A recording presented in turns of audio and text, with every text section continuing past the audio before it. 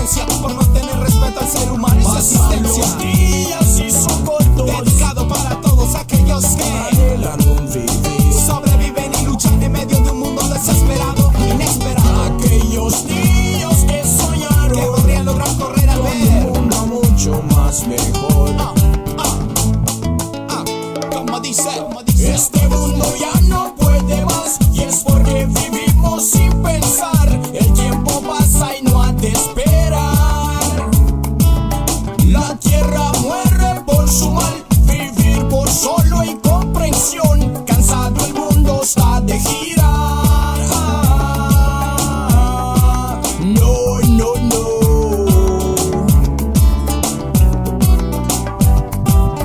Oh Lord, have mercy.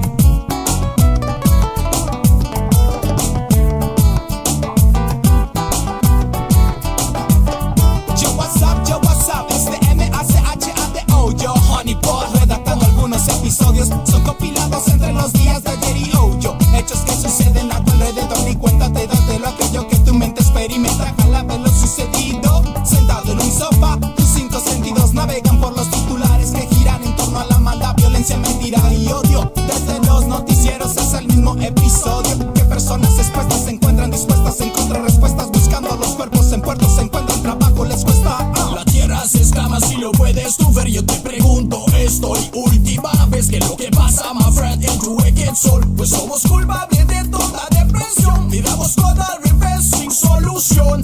Escucha el latir de tu corazón. Wow, wow, yeah, yeah. Pasan los días y son cortos, Dedicado para todos aquellos que anhelan un vivir. sobreviven y luchan en medio de un mundo desesperado, inesperado. Aquellos niños que Que soñaron podrían lograr correr al un ver mundo mucho más mejor.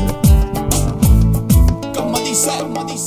Este mundo ya no puede más, y es porque vivimos sin pensar. El tiempo pasa y no ha de esperar.